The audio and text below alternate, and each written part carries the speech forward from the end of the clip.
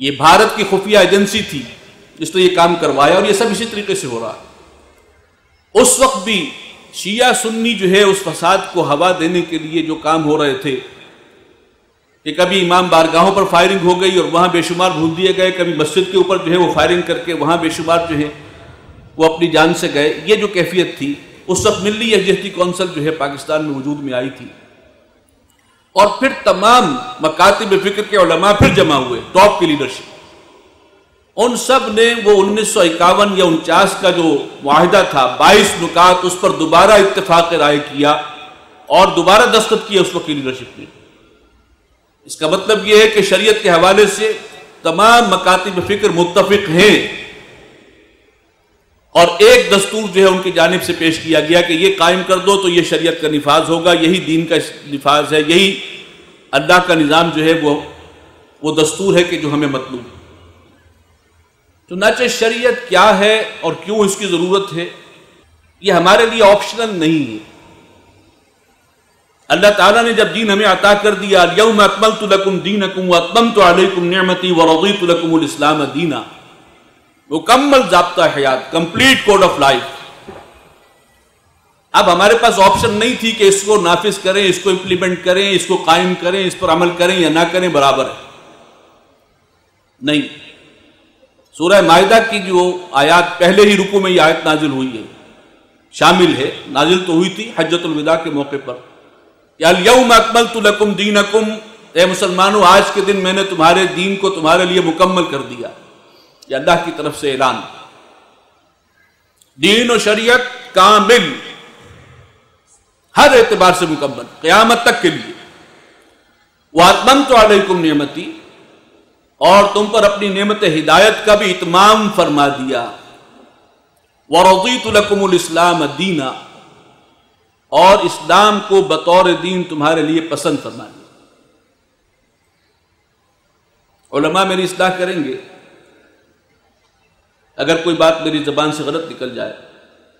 اس آیت کے نزول کے موقع پر یہود نے کہا تھا کہ اگر یہ آیت ہمیں عطا ہوتی تو اس کے یوم نزول کو ہم اپنا سالانہ جشن قرار دیتے، عید بناتے۔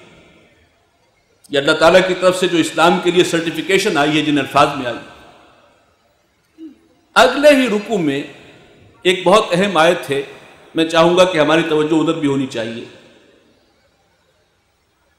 وَاذْكُرُوا نِعْمَةَ اللَّهِ عَلَيْكُمْ، اے مسلمانوں اب اللہ کے اس احسان کو یاد رکھو جو اس نے تم پر کیا ہے۔ ایک مکمل ضابطہ حیات جس میں انصاف ہے، کامل انصاف ہے، اور وہ نظام قائم ہو جائے تو امن و امان ہے، اور اس نظام کے قیام کے نتیجے میں انسانوں کے جو شرف انسانیت والے اوصاف ہیں، جو ملکوتی اوصاف ہیں، جو اس کی روحانی ترقی والے اوصاف ہیں، وہ ترقی پاتے ہیں، اور ان کے لیے آخرت میں کامیابی کے راستے ہموار ہوتے ہیں۔ وہ بہترین کامل نظام، اعلیٰ ترین نظام تمہیں عطا کر دیا، انفرادی رہنمائی بھی دے دی، اجتماعی رہنمائی بھی دے دی۔ اب اللہ کے اس احسان کو یاد رکھو۔ وَمِيثَاقَهُ الَّذِي وَاثَقَكُم بِهِ، اور اس میثاق کو یاد رکھو جس میں اللہ نے تمہیں جکڑ دیا، باندھ دیا۔ یہ کون سا میثاق ہے؟ ہم کسی میثاق میں بدے ہوئے نہیں، ہمیں تو نہیں معلوم، ہم تو اپنے آپ کو آزاد سمجھتے ہیں۔ شریعت پر عمل کریں تو بھی کوئی حرج نہیں، شریعت کو نافذ کریں یا غیر اللہ کی حاکمیت کو قبول کر لیں، کوئی فرق واقع نہیں ہوتا۔ کون سا میثاق ہے؟ اس سے پہلے بنی اسرائیل سے بھی لیا گیا تھا، جب شریعت دی گئی انہیں، وَإِذْ أَخَذْنَا مِيثَاقَكُمْ وَرَفَعْنَا فَوْقَكُمُ الطُّورَ خُذُوا مَا آتَيْنَاكُمْ بِقُوَّةٍ وَاذْكُرُوا مَا فِيهِ لَعَلَّكُمْ تَتَّقُونَ۔ یہ شریعت اس لیے عطا نہیں ہوئی کہ اس کو کبھی کبھی پڑھ لیا کرو ایصال ثواب کے لیے یا حصول ثواب کے لیے، یا اس پر ریسرچ پیپر لکھ لو اور بس قانے ہو جاؤ۔ اس کو قائم کرنا ہے، اس پر عمل کرنا ہے، اور یہ تمہارا اللہ سے عہد ہے۔ اذ قلتم سمعنا واطعنا، جب تم نے اس کو رب مان لیا، اس رب نے اپنا قانون دستور تمہیں عطا کر دیا، اب اس سے ادھر ادھر نہیں ہل سکتے۔ اگر نافذ نہیں کرتے تو اللہ سے بدعہدی کر رہے۔ قرآن کا پیغام تو میں یہ سمجھ پایا ہوں۔ آگے چلیے اسی صورت میں فرمایا وَمَن لَّمْ يَحْكُم بِمَا أَنزَلَ اللَّهُ فَأُولَٰئِكَ هُمُ الْكَافِرُونَ۔ یہی صورت ہے نا، تکمیل شریعت کی صورت ہے۔ علماء جانتے ہیں انہی سے کچھ فیض حاصل کیا ہے. 3 فتوے اللہ کی طرف سے آئے ہیں، اور جو کوئی اللہ کی نازل کردہ اس شریعت کے مطابق، دین کے مطابق، آسمانی وحی کے مطابق، اس ہدایت آسمانی کے مطابق فیصلے نہ کریں، اور یہ فیصلے کرنا یعنی اجتماعی نظام کی طرف اشارہ ہے. عدالتوں میں فیصلے ہیں اس کے مطابق، تمام معاملات اس کے مطابق طے پائیں. جو ایسا نہ کریں فَأُولَٰئِكَ هُمُ الْكَافِرُونَ، یہی تو ہیں جو کافر ہیں، یعنی اللہ کی نگاہ میں کافر ہیں. شریعت مل گئی، اس کو قائم نہیں کر رہے. 90% سے زیادہ مسلمان ہیں پاکستان میں، 63 سال سے یہاں شریعت نافذ نہیں ہے. یہ فتویٰ جو آیا فَأُولَٰئِكَ هُمُ الْكَافِرُونَ، یہ صوفی صاحب کا نہیں ہے، یہ تو اللہ کی طرف سے ہے. مولانا علامہ شبیر عثمانی رحمۃ اللہ علیہ نے اپنی تفسیر میں لکھا ہے کہ جو شخص اعتقادی طور پر اللہ کی شریعت کو نہ مانے اور نافذ نہ کرے وہ تو ہے ہی کافر. اب معلوم نہیں اس کے بارے میں ہم کیا کہیں گے جب ہمارے حکمران کہتے ہیں کہ کیا ہم اللہ کی شریعت کو نافذ کر کے، چور کی سزا کو نافذ کر کے اور ہاتھ کاٹنا شروع کر دیں، ہم اپنی قوم کو ٹنڈا بنا دیں؟ یہ ظلم ہم نہیں کریں گے.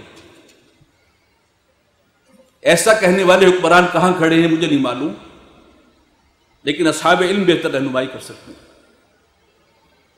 کوئی کہتا ہے کہ ہماری اسلامی سزائیں وحشیانہ ہیں، آج کے دور میں قابل عمل نہیں ہیں. یا علامہ شبیر احمد عثمانی رحمۃ اللہ علیہ کی اس تشریح کی روشنی میں ان کا مقام کیا ہے؟ بہتر ہے کہ علماء رہنمائی فرمائیں. ساتھ ہی فرمایا جو اعتقاداً تو مانتا ہو لیکن اس پر عمل نہ کرے، یعنی فیصلے اللہ کے قانون، اللہ کی شریعت کے مطابق نہ ہوتے ہوں جس علاقے میں، جس معاشرے میں، تو وہ عملی طور پر کافر ہیں. اعتقادی کافر نہیں، عملی کافر ہیں. فَأُولَٰئِكَ هُمُ الْكَافِرُونَ. اس سے آگے چلیے، اسی رکوع میں پھر ایک اور فتویٰ ہے وَمَن لَّمْ يَحْكُم بِمَا أَنزَلَ اللَّهُ فَأُولَٰئِكَ هُمُ الظَّالِمُونَ. یہ شریعت اللہ نے عطا کر دی ہے، ایسے ہی عطا نہیں کر دی کہ بس اب تمہاری کوئی ذمہ داری نہیں ہے. اللہ کی نگاہ میں وہ لوگ ظالم ہیں جو اللہ کی شریعت کے مطابق فیصلے نہیں کرتے. یہ بڑی بے انصافی ہے، اور بات سمجھ میں آتی ہے. یہ رب کی دھرتی ہے یا کسی آج جو نیو ورلڈ آرڈر کا نعرہ لگایا تھا بش نے، بڑے بش نے، وہ سمجھتے ہیں کہ ہمارا نظام چلنا چاہیے دنیا میں، اللہ تعالیٰ کو حکومت کرنی ہے تو آسمان میں کرے، یہاں اس کا کوئی دخل ہم برداشت نہیں کریں گے، بلکہ اس کے وفاداروں کو چن چن کر ختم کریں گے. تو سوال کیا ہے کہ یہ بے انصافی کیا ہے؟ دھرتی رب کی ہے، یہ دنیا اس کا مالک و خالق اللہ ہے، اور یہاں اس کے باغی کا نظام جو ہے وہ مسلط کر دیا جائے. وہ شیطان معاشرتی نظام میں آج کا جو ہے متفق علیہ نظام کیا ہے؟ ایک لفظ میں مادر پدر آزاد بے حیا تہذیب ہے آج پوری دنیا میں. یہ کیا ہے؟ شیطانی تہذیب ہے. انما یامرکم بالسوء والفحشاء، اس کے بارے میں فرمایا، شیطان کے بارے میں.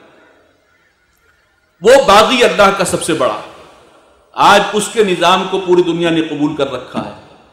مالیاتی نظام سود پر مبنی ہے، تمام عالم اسلام کا بھی یہی حال ہے، جس کے بارے میں قرآن کا فیصلہ یہ ہے کہ فَإِن لَّمْ تَفْعَلُوا فَأْذَنُوا بِحَرْبٍ مِّنَ اللَّهِ وَرَسُولِهِ. اگر سود کو نہیں چھوڑتے تو اللہ اور رسول سے جنگ کرنے کے لیے تیار ہو جاؤ، اللہ اور رسول کی طرف سے تمہارے خلاف الٹیمیٹم. لیکن وہ نظام پوری دنیا پر مسلط ہے، دھرتی رب کی ہو اور اس پر قابض ہو جائے اس کا باغی، اور ہم اس باغیانہ نظام کو، ابلیسی نظام کو قبول کرنے، اس سے بڑا ظلم کوئی ہو سکتا ہے؟ وَمَن لَّمْ يَحْكُم بِمَا أَنزَلَ اللَّهُ فَأُولَٰئِكَ هُمُ الظَّالِمُونَ. وَمَن لَّمْ يَحْكُم بِمَا أَنزَلَ اللَّهُ، آگے فرمایا فَأُولَٰئِكَ هُمُ الْفَاسِقُونَ. اور جان لو یہ معاملہ شریعت کا اتنا سادہ نہیں ہے. اب اگر اس کے مطابق فیصلے نہیں کرتے تو پھر یہی لوگ اللہ کی نگاہ میں فاسق ہیں، نافرمان ہیں، باغی.